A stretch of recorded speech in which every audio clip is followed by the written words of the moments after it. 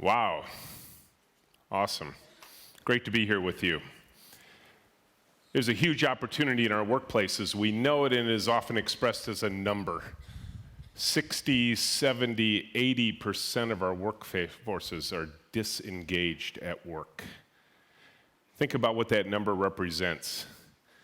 That 60 to 70 to 80% of the people who come to work for us, people we are already paying for, are there, and we just simply need to understand how to unlock that energy. And we could potentially take organizations to an order of magnitude, more performance than what we're seeing today. I'm going to offer up later that you should be running experiments inside of your organization to tap into that power. I'm going to give you a little peek into our experiment by showing you a video of our company.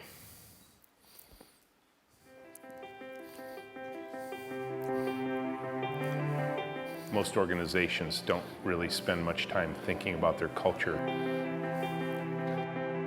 Most organizations operate in chaos. Everyone wants to work on something that's bigger than themselves. I did.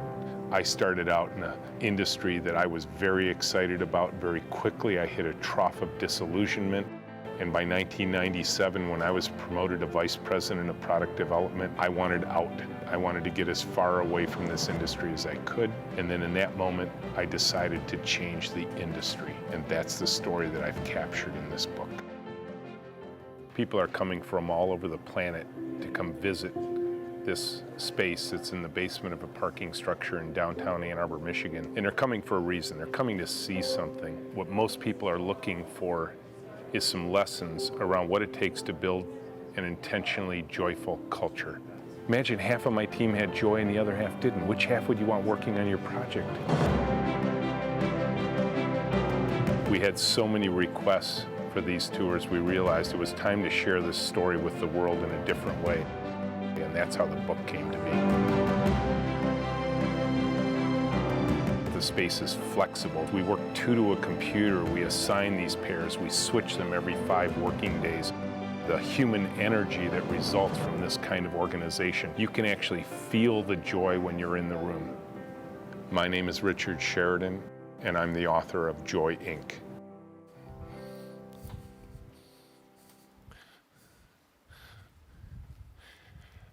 So to write a business book and put the words joy and love on the cover is kind of a risky proposition. And people have asked me as I've gone around the world and speaking about the business value of joy, Rich, where does the joy come from for you?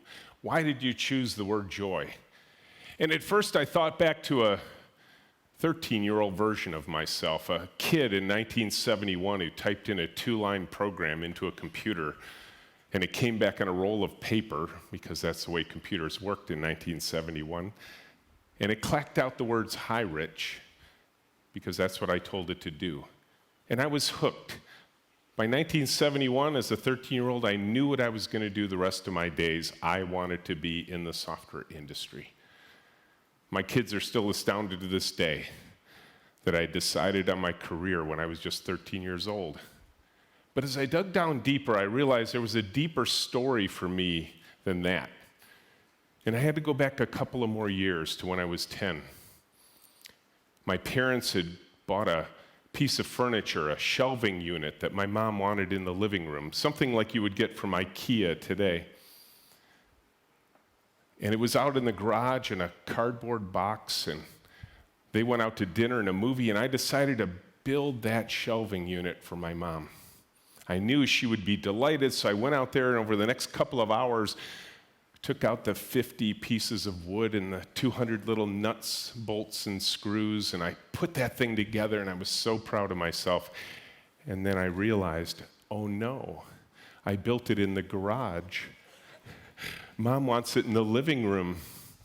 So for the next hour, I inched that thing out of the garage and down the sidewalk and into the house, and I pushed it right into the living room, right where Mom wanted it. I set up the stereo and my dad's books and my mom's little knickknacks. And when they walked in the door, My mom was so delighted, she cried. Joy. What I realize is that whatever we do in our lives, joy is derived from serving others. Joy is derived from the work of our hearts, our hands, and our minds, and its ability to deliver delight to the world with what we've done. And that's what I hoped to do in my career with computers. But I will tell you that very quickly after graduating from the University of Michigan with a couple of degrees in computer science and computer engineering, my life turned from joy to fear. The IT industry, as I'm sure many of you are familiar with, is an industry of death march culture. Working around the clock 24/7, we're almost legendary for programmers coming to work with sleeping bags and spending time away from family and missing important family celebrations.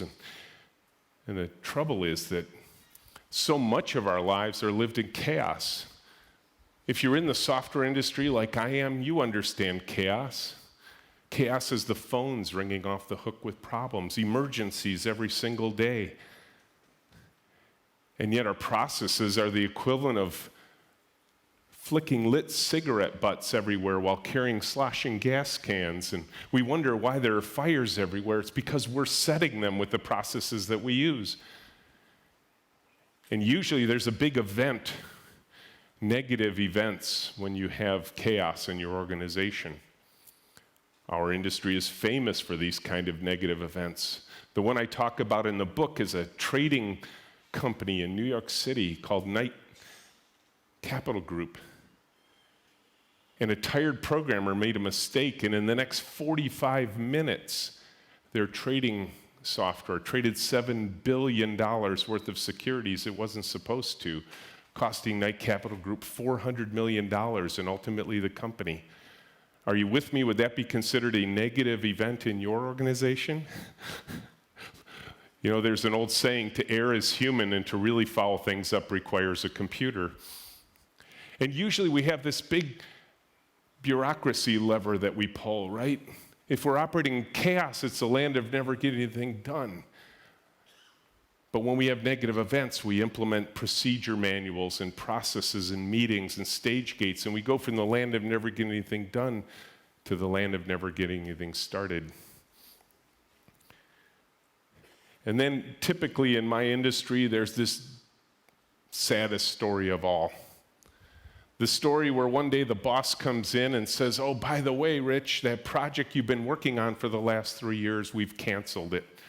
Buried it out in the backyard. No one will ever see it. Projects that never see the light of day cause deep disillusionment. Probably one of the largest business project failures in the history of mankind occurred in my industry, where 10,000 people were assembled for 5 years to create a product that never saw the light of day. You all know what it is, Windows Vista. As soon as it finished, the marketing team at Microsoft said, here's a coupon, you can downgrade your new computer to XP. We were just kidding. And you think, what effect did that have on the people's lives who had worked for 5 years in a Microsoft type of culture just to have their work set aside and replaced by a newer version of the operating system? This was the life I was leading. This was the life that caused me to think, maybe I don't want to be here anymore. Maybe I want to escape this industry entirely. But I was left with a goal inside of me, and that was there a better way? Was there a better way to organize a company, a department, a business? Was there a better way to organize a process? And my search led me to authors and books. And around about the year 2000, as I was climbing up a wonderful career ladder, one that the world said you were incredibly successful, while in here I was dying, I read a book by a guy named Kent Beck called Extreme Programming Explained. It's kind of a funny name for it. This is sort of, for most people who don't know programming, sounds like programmers jumping off of cliffs with bungee cords or skateboarding around parks, but this was just a fundamentally different way to organize a software team, and I was intrigued. Then I saw a video on an industrial design firm in California called IDEO, and I had a click moment. That moment where everything snaps into place and all this preparation that I've been going through suddenly made sense to me. And I decided to change everything about how software was designed and built. And that's what I want to walk with you today through as I talk about what goes on inside of my company. And the question I want to contemplate with you as we go through these slides is, does joy matter? Can you see it? Can you feel it? Can you touch it? And does it in fact produce business value and business results? Because if it doesn't really matter. And I will tell you, a lot of people come to see it.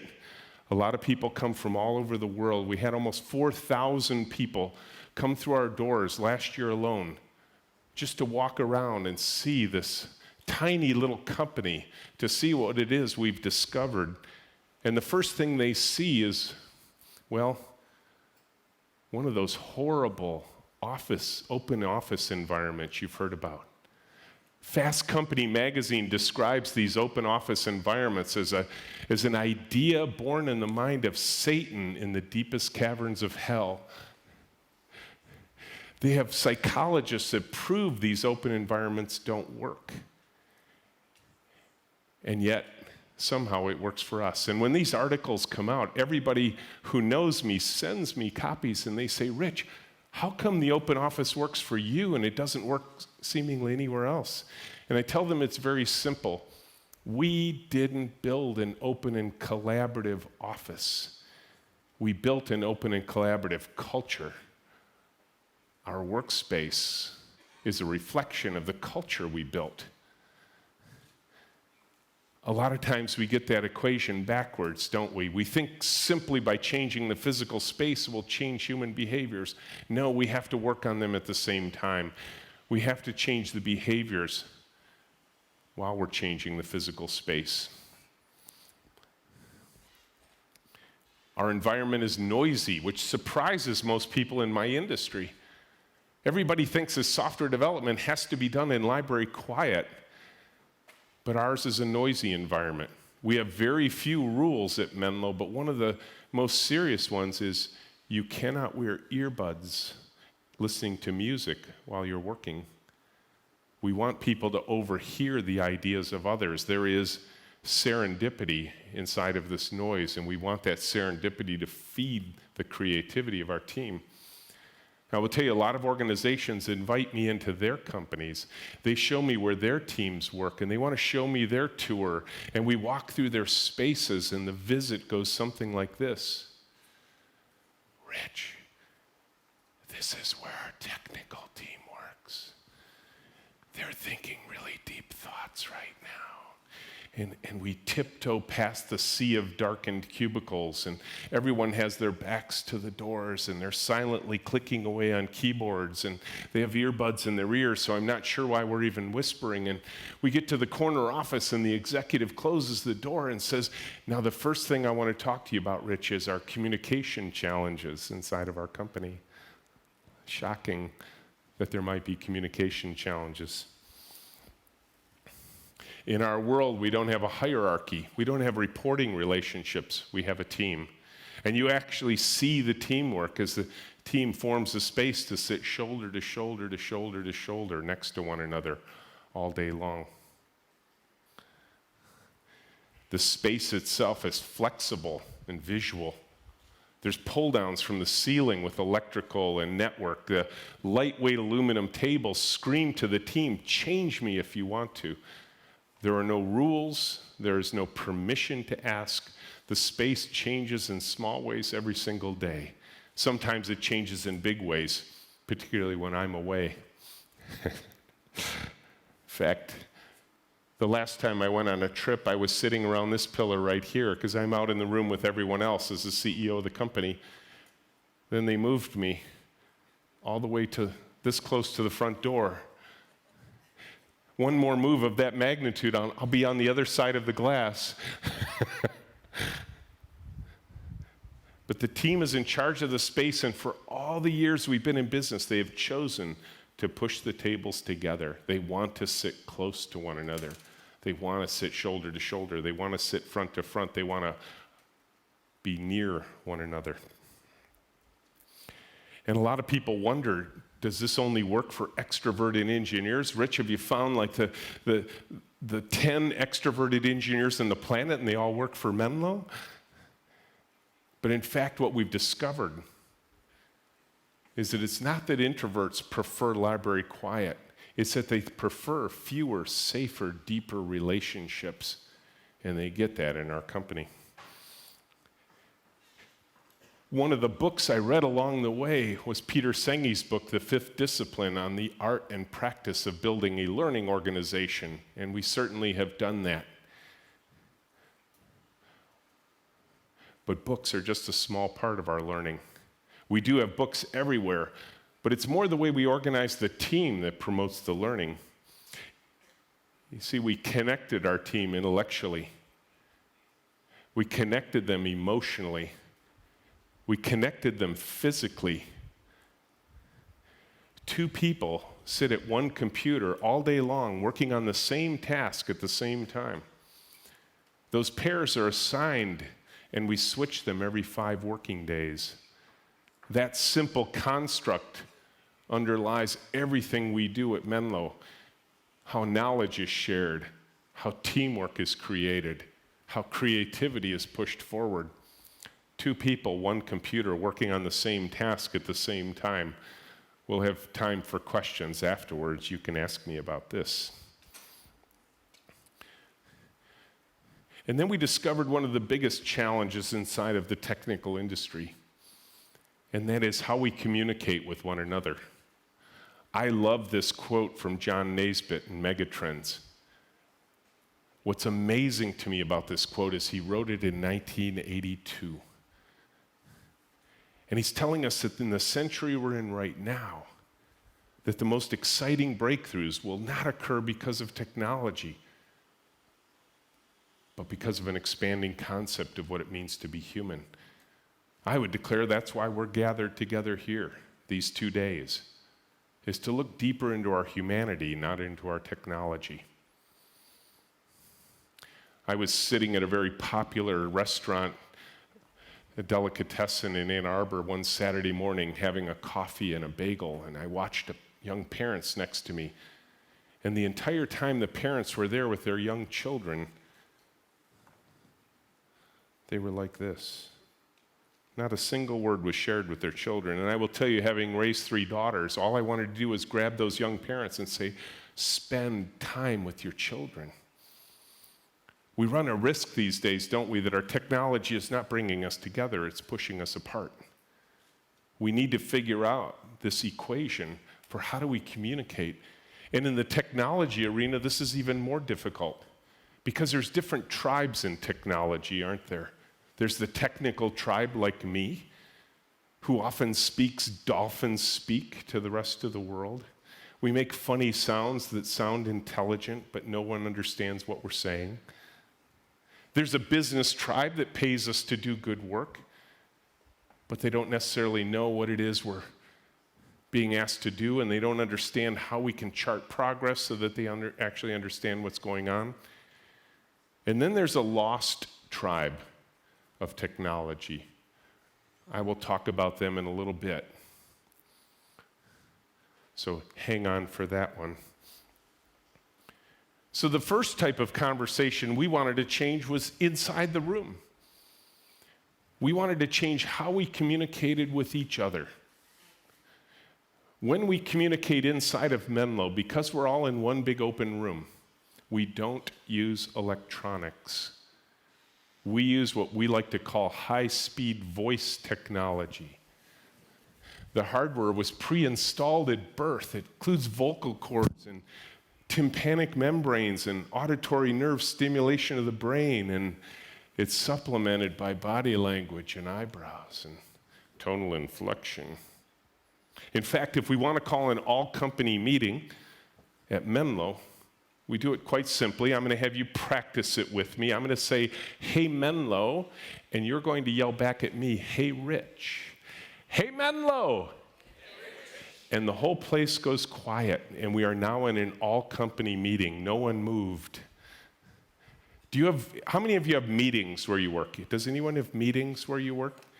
Meetings, yes. You have meetings? Yeah, we hate meetings. We think they're mind-numbing, spirit-sucking, energy-draining devices of management. So we pretty much have eliminated them. The ones we do have, we keep very short. So, hey, Menlo, hey, Rich, we're in a meeting. We transaction the business of the meeting. I say thank you, and everyone goes back to work. Our typical all-company meetings last about 7 to 10 seconds. We do have one meeting a day. It's called by a dartboard on the wall. The dartboard has an alarm clock. Why a dartboard needs an alarm clock, we have no idea. But it was programmable, so we programmed it. We're programmers after all. So every morning at 10 o'clock, bong, bong, bong, bong, and everyone stands and gathers in a circle. Everyone comes to the meeting, even Fern the dog. And we pass around the iconic symbol of Menlo, the two-horned plastic Viking helmet. Why do we like the plastic Viking helmet to control our meetings? It's actually quite practical. We work in pairs, so we report out in pairs. Each pair takes the token, talks about what they're working on, what they're trying to accomplish next, and where they might need help. The token passes around the meeting from pair to pair, and it moves around the 60 or 70 people who may be at the meeting, and then we finally set the token down and go back to work. And that 70-person meeting with everyone having a chance to report out takes 13 minutes.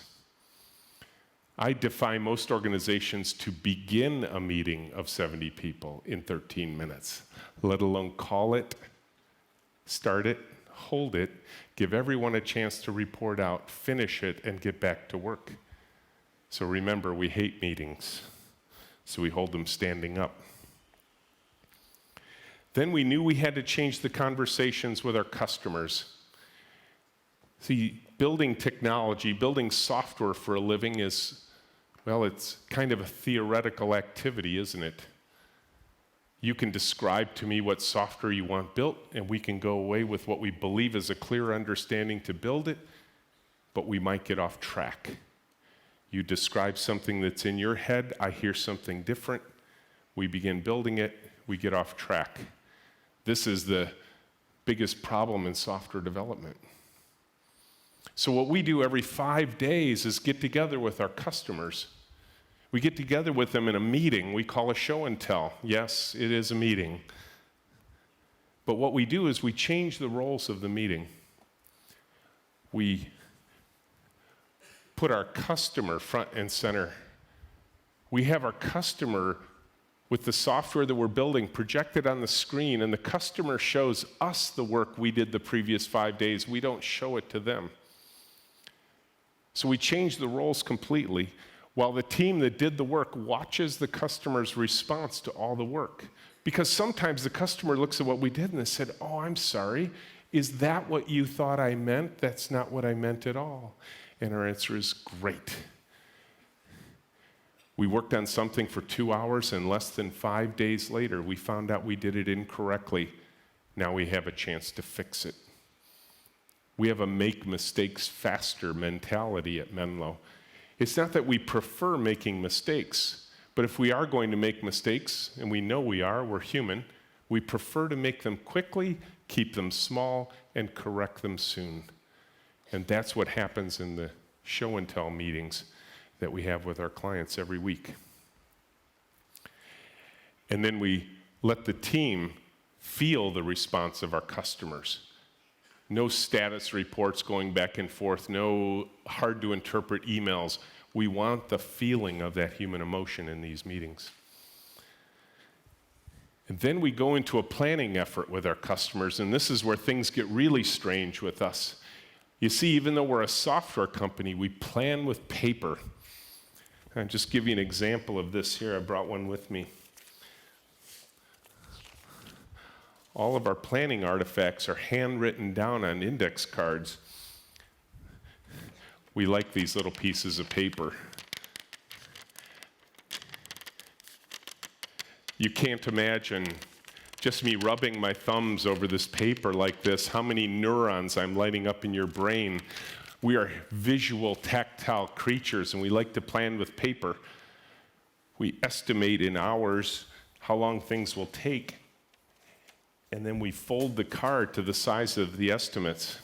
An 8-hour card is half as big as 16.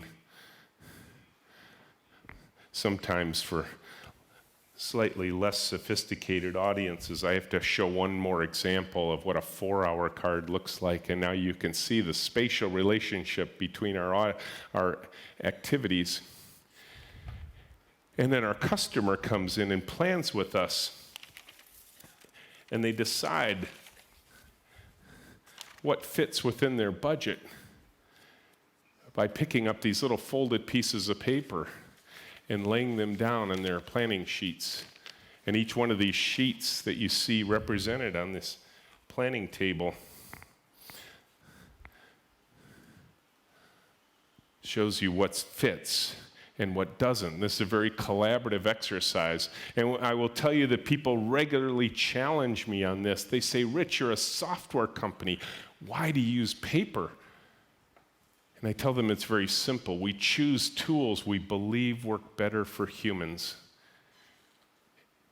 This is a very collaborative exercise, and these tools are very easy to teach. In fact, as I see a lot of you are taking notes, I'm going to teach you our project management system. This is the add function. This is delete. You have now learned our project management system.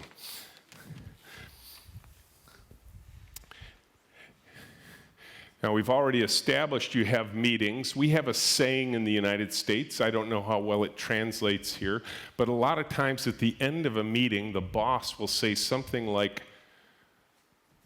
so we are all on the same page, right? Have you ever heard that phrase? Anybody ever heard that phrase? We're all on the same page? Well, ask an annoying question if you ever hear that stated at a meeting. Say, yeah, I'm okay being on the same page with you, boss, but which page are we talking about? The whiteboard, the flip chart, the notebook, the email that comes out after the meeting? I'm okay being on the same page. You just got to talk about which page we're talking about. At Menlo, when we say we're all on the same page, we are literally all on the same page. And then if you want to be even more annoying at that meeting, you can say, what did we decide not to do? Well, we decided not to do everything we didn't decide to do. Oh, that's clear. But in our system, the things we decided to do fit on the planning sheets. The things we decided not to do are still on the table, entirely unambiguous. We think that filtering out ambiguity in a system like this is very important to maintain the human energy that keeps a team moving forward. Our customers get very involved in this process. It's a very collaborative process. You can work side by side with us as they make decisions, but the tools aren't interfering with the work. All supported by simple, handwritten artifacts. People often ask us, why don't you just type them in and then print them out? We believe it is cognitively impossible to not read something you wrote by hand. Whereas if you use cut and paste and drag and drop and so on of electronics, it may be that no one actually read the documents. Bureaucracy is filled with documents that are fill big 3-ring binders and often have project management police forces overseeing them, like project management offices, and no one, not even the people who originated the documents, read them. We want to make sure all of the documents are read. We also do it on small index cards because we want to make sure, well, it's like that old story. I was going to write you a short letter, but I didn't have time, so I wrote you a long one. By keeping the piece of paper small, it forces you to be clear and concise and to the point. We take all these little folded pieces of paper, unfold them, and put them up on the wall for all to see. And in this way, we've transparently declared what work is being done and, in fact, by whom. Each one of these little swim lanes represents 2 people assigned to work together in our pairs for a 5-day effort. The cards are placed next to the day we expect them to complete based on the estimates that were on those cards. The yarn indicates where we are in the week. So in this particular project, we've already completed the first of 4 days. The 5th day is still being worked on. And then the color-coded sticky dots you see in the upper right-hand corners tell the story of each individual card. Each card has a history to it. A yellow dot says that's what we're working on right now. We work on one thing at a time and we work on it till it's done. No more of multitasking and trying to get 5 things done at the same time. We work on one thing at a time and we work on it till it's done. So a yellow dot goes on a card when we begin working on the card together. When we think we're done, we put an orange dot on a card. How many of you ever worked with programmers in your life or been a programmer at some time or another? Yes, you probably know this then, that programmers have many different words for done, don't they? You've heard programmers say things like, because I used to say this as a programmer, well, it's done, but it's not done. Or it's ready, but it's not finished. Well, it's finished, but it's not complete. Well, it's complete, but it's not ready. You know, and on and on and on it goes. Well, in our world, our programmers can only self-declare they think they're done. And then QA, our quality assurance team, comes around immediately and checks their work. And if QA gives you a thumbs up, you get a green dot. That's an endorphin rush for the programmers. Yay, we're done. If QA doesn't like what they see, you get a red dot. That's endorphin rush for the testing team. Yay, we broke it. Have you ever worked with QA people? Anybody ever worked, anybody been a QA person? You know, if you ever have a QA person in the room, you can always ask them, when you find something wrong and you go back to the programmers and ask them and say, hey, I was testing the software you wrote and it isn't behaving right. Does anyone know what the programmer is likely to say in that moment? It worked on my machine. And I arm QA people with a simple response: grab their machine and ship it to the customer. They will never say that again. And the thing about QA people that we need to honor is that QA people prefer to break software before it ships. They want to break it when it's still in the room because they take it personally when it breaks out in the world, and we want that attitude on all of our teams. And now I want to talk about that lost tribe of technology. You know about lost tribes. You read about them every once in a while in the press, that some anthropologists have been hacking their way through the jungle of the Amazon, and then they find this tribe of people that have never had made human contact with outside civilization. We have those in our industry. We call them users. In fact, what we do is we call them stupid users, don't we? Then we write dummies books for those poor stupid users. Right? This is the most miraculous thing about our industry, is that we almost for an entire history of our industry have called the people we serve stupid. What other industry can get away with this? And remember, we are the industry that gave you, if you want to shut down your computer, please press the start button. Well, that's intuitive, isn't it? Or if you don't remember that, well, how about Control-Alt-Delete? That's simple, isn't it? Think how many ways you are tortured every single day by technology. In fact, we get most people in our industry, the people we serve, to self-declare, oh, you know me, I'm just a stupid user. I don't understand this technology. No, it doesn't have to be that way. But in order to overcome this, we needed a different approach. And at Menlo, we ended up calling it high-tech anthropology. High-tech anthropology. We have people on our team who are anthropologists. They go out into the world and they study people in their native environment. And they discover how the software needs to work. They're not told by the users. They're not surveying people to say what you want it to do. They go out and, using discovery and observation, learn from the people who are in fact unconsciously competent at what they do all day long. And we make sure we understand their world, we understand their vocabulary, their work habits,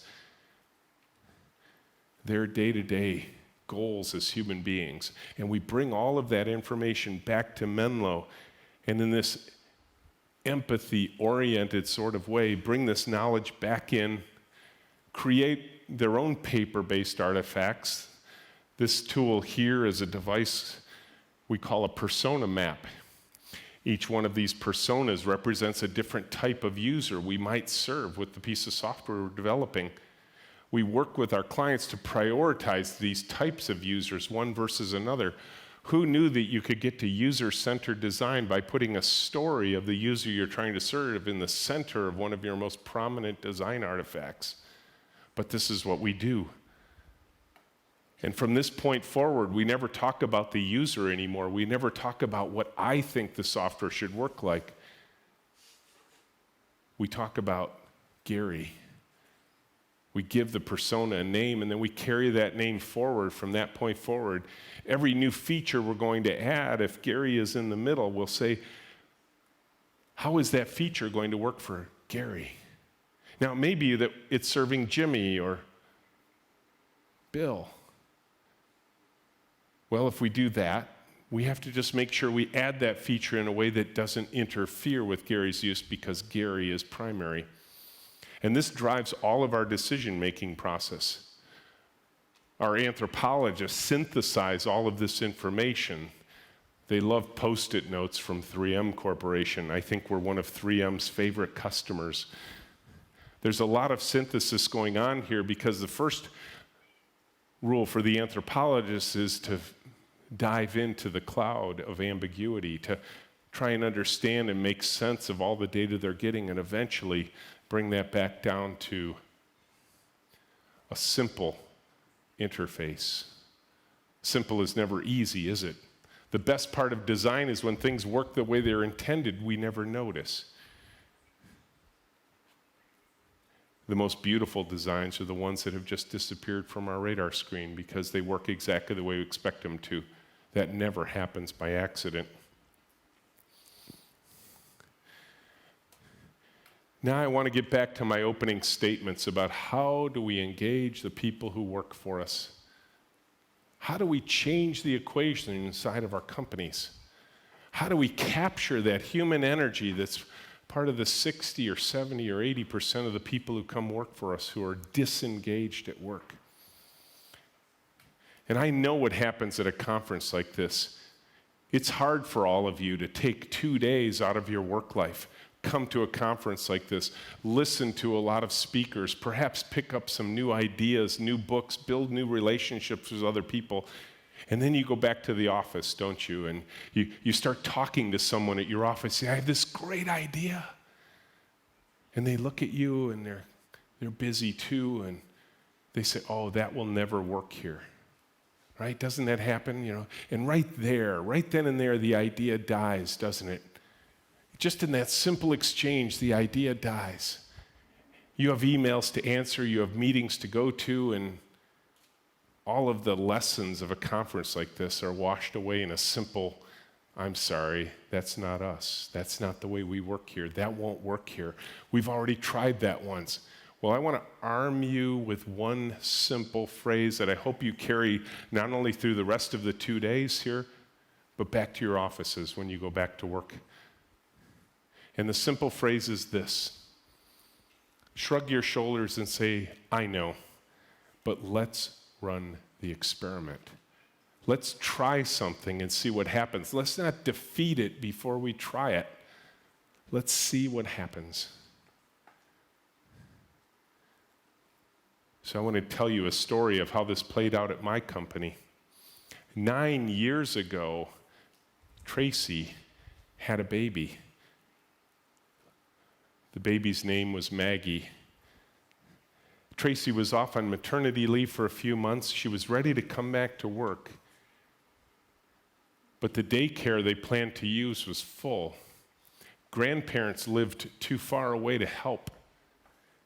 Tracy didn't know what to do. She came to me, she said, Rich, I'm ready to come back to work. And I said, awesome, we can't wait to have you back. When can you be here? And she described the challenges she faced. And I will tell you, in that moment, there were two voices on my shoulders. You know this, there's the bright voice and the dark voice having an argument in my brain, right? Now, Tracy never heard this argument because it was a silent conflict inside my head. The dark voice said, don't you dare say what you're about to say. HR will kill you. The lawyers will freak out. The insurance policies will go through the roof. The bright voice said, you're an entrepreneur. It's your company. You can do whatever you want. You don't even have an HR department. So I looked at Tracy and I said, bring her in. She looked at me. She said, what do you mean? I said, bring her into work. She said, all day? I said, sure. She said, every day? I said, why not? And then she started resisting. She said, Rich, what happens if she fusses? What happens if she makes a big disruption? What happens if everybody, right? This is the same thing, right? That won't work here. And I said, Tracy, you're the mom. I trust you. You'll do the right thing. We'll work it out together. Let's run the experiment. Now, isn't she adorable? Funny thing is, that's not little Maggie. That's Ellie. That's Menlo baby number 8. Menlo baby number 13 just graduated, little Oliver. Menlo baby number 14 is due to arrive any day now. This has been a wonderful experiment for us. This is not daycare, by the way. The baby is with the parent all day long. Now, let me assure you, when we run experiments, some things are going to happen that we don't expect. Maggie learned to pair program. Maggie went to design meetings. We found out that our customers behave better when you bring a baby to the meeting. It's awesome. They're part of the marketing team. And both the moms and the dads get to enjoy seeing the firsts that come with their children. This is Henry learning to manage. How's it going? What you working on? And then our customers started behaving differently too. This gentleman called up to bring his Great Dane into a meeting with us. And he said, I know you guys like dogs. Can I bring my dog in? And I thought, what a great opportunity to have your customers begin participating in your culture. Now, it's a lot of fun at Menlo. We have a lot of human energy in the room, but there is no substitute in our industry for the rigor and discipline of actually producing great software. But it's that human energy that feeds all of it that is so important. Because ultimately what we wanted to do was build a learning organization, because in our industry, if you are not learning every minute of every day, you are falling behind. Heck, even if you are learning every minute of every day, you're falling behind. But as Peter Senge tells us, in the long run, the only sustainable source of competitive advantage in our organizations is to learn faster than our competition. I wanted joy. I wanted to deliver that kind of delight that I delivered to my mother when I was 10. I wanted the work of our hearts, our hands, and our minds to get out into the world and delight people, so much so that they say, I love the software you guys have created. You make my life better because of it. I wanted to give my team the best possible chance to do that, and the way we did it is to reach into that 60, 70, 80% of disengagement and put that part of our organization to work. I'm delighted to be here with you today. I appreciate the opportunity to speak with you. Thank you very much.